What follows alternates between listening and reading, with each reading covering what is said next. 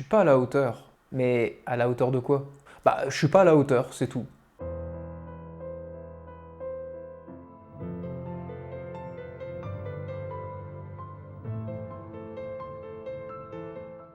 Bonjour à tous les amis, j'espère que vous allez bien. Cette semaine, j'ai reçu un message de Julie qui m'a beaucoup inspiré, je me suis dit il faut que j'en parle dans cette vidéo. Julie, c'est une fille qui a intégré un groupe de travail dans lequel je m'investis depuis quelques semaines et elle est en pleine reconversion professionnelle. Elle a envie de lancer sa chaîne YouTube. Elle est en pleine création de sa première vidéo et donc elle m'envoie un message et me dit « Je reviens sans cesse sur mon travail que je trouve nul et j'ai beaucoup de résistance à mettre en ligne ma première vidéo. » Bref, Julie ne se sent pas à la hauteur. Logiquement, ce qu'elle produit ne lui semble pas à la hauteur. Et donc logiquement, elle a de gros panneaux stop en tête, bien lumineux, qui clignotent et qui lui disent « Mais attends, tu vas quand même pas publier cette... » Mais ici, plutôt que de s'intéresser aux conséquences, on va remonter à la source du problème. À cette pensée inconsciente « Je ne suis pas à la hauteur ». Au fur et à mesure de la vidéo, on va voir ce qu'elle cache et surtout comment la dépasser. Mais si tu ne me connais pas encore, je m'appelle Christian S. Et sur cette chaîne, je t'aide à te libérer des pensées négatives, pour te créer une vie réellement sereine et épanouie. Donc si tu ne l'es pas encore, abonne-toi en appuyant sur le gros bouton rouge et très important sur la petite cloche. Comme ça tu seras averti de mes prochaines vidéos. Alors implicitement dans cette pensée « je ne suis pas à la hauteur », on parle d'être à la hauteur des attentes de quelqu'un. Soit de ses propres attentes, soit des attentes des autres. Et on va commencer par là. Les attentes des autres, on est bien d'accord, ce sont des pensées qu'ils ont. Le problème c'est qu'on n'est pas magicien. Ou alors, toi peut-être, dans ce cas-là, tu as de la chance, parce que moi depuis tout petit, j'ai voulu être un magicien, j'y suis jamais arrivé. Donc, si comme moi, tu n'es jamais allé à Poudlard, tu n'as aucun moyen de savoir ce que les autres pensent. Les attentes que tu prêtes aux autres, ce sont les attentes que tu penses qu'ils ont. C'est là où tu crois qu'ils mettent la barre à atteindre.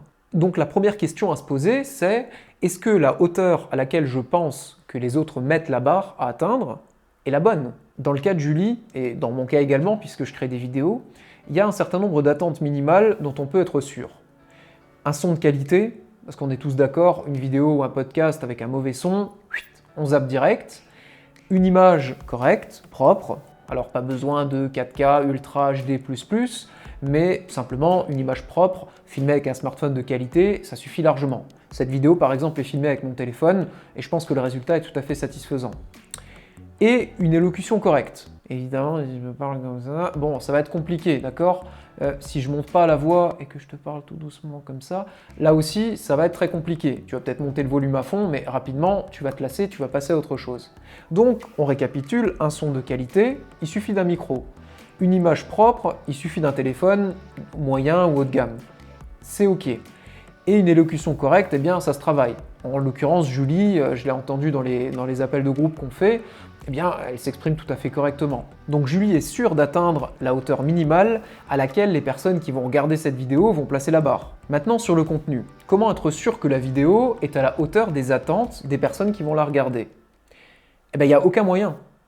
Avant qu'ils aient regardé cette vidéo, justement. Donc la seule manière qu'on a de savoir réellement si ce qu'on a produit est à la hauteur des attentes des gens, eh bien, c'est de mettre la vidéo en ligne. Donc la première clé pour dépasser cette pensée, c'est de voir si la hauteur à laquelle on pense que les autres mettent la barre est bien la bonne hauteur. Il n'y a jamais de certitude, mais en prenant le temps de réfléchir à ça, ça permet déjà de se rapprocher bien plus de la vérité. En prenant le temps de réfléchir aux attentes qu'on est sûr que les gens ont, et peut-être aux autres attentes qu'on aurait projetées sur eux, ça permet de trier le vrai du faux et d'adapter notre niveau d'exigence envers nous-mêmes en fonction des attentes réelles des personnes, et pas en fonction d'attentes qu'on aurait imaginées. Pour en revenir à toi, dans ton travail par exemple, si tu es confronté à cette pensée « je ne suis pas à la hauteur », de manière consciente ou inconsciente, essaye de revenir à du factuel. Lis par exemple ta fiche de poste et vois en quoi tes actions, ton travail au quotidien correspond ou non à cette fiche de poste. Essaye de te souvenir des demandes précises de tes clients ou de tes responsables et vois si ce que tu produis au quotidien y correspond. Attention, je te vois venir. Pas ce que tu penses avoir lu entre les lignes implicitement, non. Le factuel, ce qui est écrit ou alors ce qui a été dit de manière claire à l'oral. Après, tu peux vouloir dépasser les attentes des autres, mais ça c'est autre chose. Ça, ce ne sont plus les attentes des autres, ce sont tes propres attentes. Et c'est parfait parce que ça me fait la transition pour la deuxième partie de cette vidéo. Mais pour se lancer, en dehors des attentes des autres, il peut y avoir potentiellement un autre frein, c'est nos attentes. Mais là, la question se pose, est-ce que nos attentes sont réalistes? Dans son cas, elle débute, ça sera sa première vidéo. Est-ce qu'on peut raisonnablement en attendre qu'elle soit parfaite? Spoiler, non, évidemment que non, il y aura des erreurs d'élocution, son plan ne sera pas parfait, le montage ne sera pas au top, mais est-ce que c'est grave, docteur?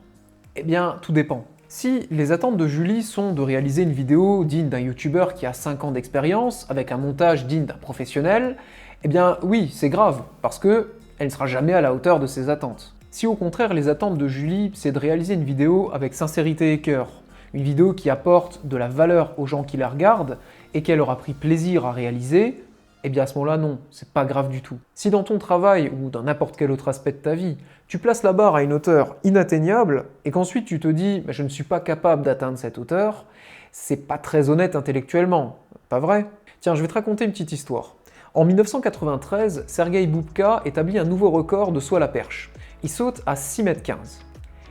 Et quelques années plus tard, un Français arrive à détrôner son record. Il saute à 6,16 m. Il s'agit de Renaud Lavillenie, peut-être que tu le connais.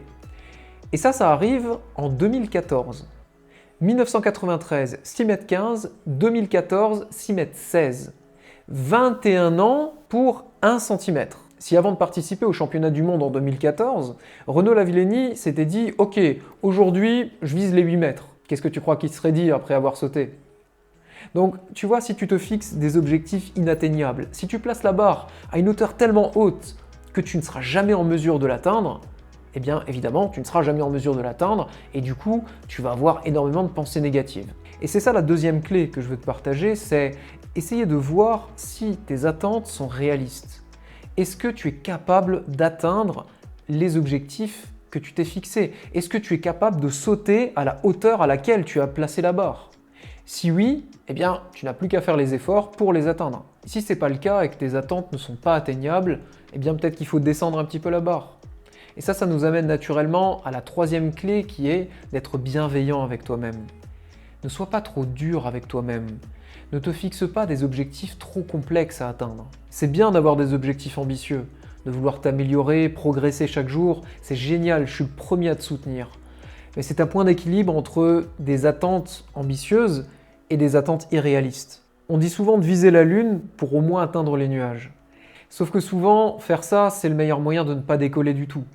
Ou pire, d'exploser avant d'avoir atteint les nuages. Et en parlant d'exploser, fais-moi exploser ce bouton j'aime juste en dessous de la vidéo. Également, n'hésite pas à me dire en commentaire si tu as déjà ressenti cette pensée, à quelle occasion, comment tu l'as surmontée. Et de manière générale, j'adore échanger avec vous, donc s'il y a d'autres pensées que tu aimerais que j'aborde dans de prochaines vidéos, n'hésite surtout pas à me le dire. En attendant, je te remercie d'avoir regardé celle-ci, je te souhaite une excellente semaine et je te dis à très vite.